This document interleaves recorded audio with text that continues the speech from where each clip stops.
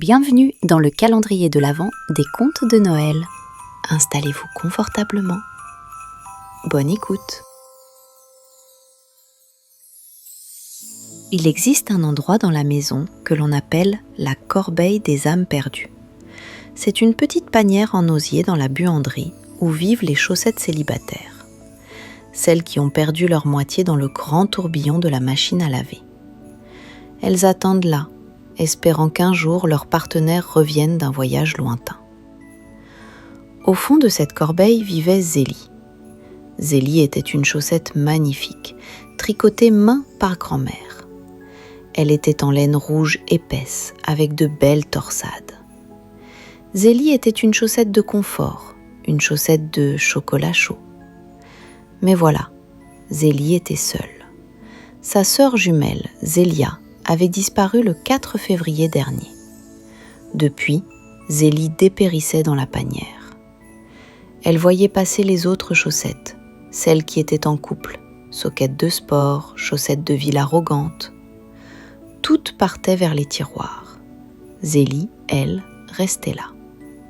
Or, nous étions le 24 décembre. Et le 24 décembre, pour une chaussette, c'est le jour de la chaussette de cheminée. L'honneur suprême. Être pendu au manteau attendant que le Père Noël y glisse des papillotes ou des petits jouets. Dans la buanderie, l'agitation était à son comble.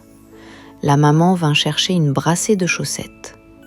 Zélie vit ses anciennes voisines, les pères parfaites, être emportées vers le salon. « Au revoir, Zélie !» cria une chaussette à pois. « Désolée, mais on ne prend pas les célibataires pour Noël. Ça ferait désordre sur la cheminée. » Zélie sentit une maille se desserrer dans son cœur de laine. Elle ne sentirait pas la chaleur du feu. Elle ne sentirait pas le chatouillis des cadeaux. « C'est injuste, » soupira-t-elle. « Je suis large, solide, rouge comme le manteau du Père Noël. Je suis parfaite pour le job. »« Psst, hé, toi, la rouge !» Zélie sursauta. La voix venait de derrière elle, sous une vieille chaussette trouée. Là, recroquevillée, il y avait Barnabé. Une chaussette en coton fin, vert sapin, avec des petits rennes à lunettes. Une chaussette industrielle, un peu kitsch. « Je m'appelle Barnabé, je t'écoute rouspéter. Tu veux aller sur la cheminée ?»« Bien sûr, » répondit Zélie, « mais je suis seule. Une chaussette seule, ça ne fait pas chaussette de Noël. »« J'ai le même problème, » dit Barnabé.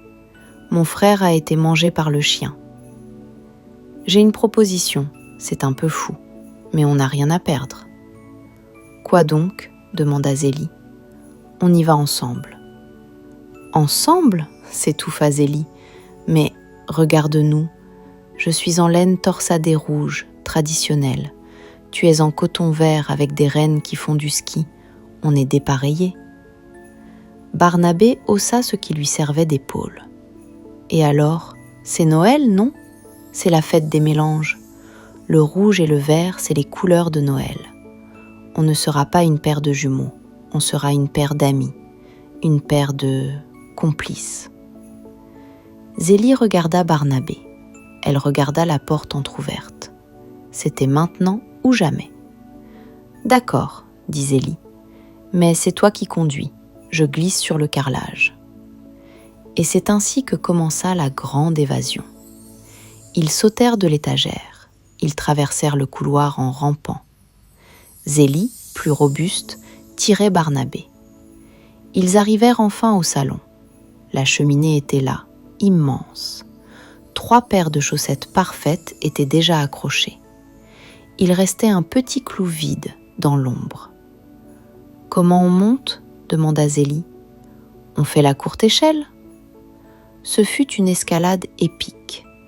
Ils atteignirent le manteau et s'accrochèrent au clou vide. Zélie à gauche, Barnabé à droite. Ils se serrèrent l'un contre l'autre. Le contraste était saisissant. « On a l'air ridicule, » chuchota Zélie. « On a l'air originaux, » rectifia Barnabé. « Chut, j'entends du bruit dans le conduit. » Quelques heures plus tard, le soleil se leva.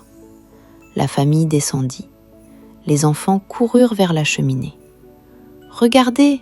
cria le plus petit, Léo. Il pointa du doigt la paire étrange, la rouge et la verte, la laine et le coton. Zélie ferma les yeux, s'attendant à être jetée. « Waouh !» s'écria Léo. « Le Père Noël a fait une blague.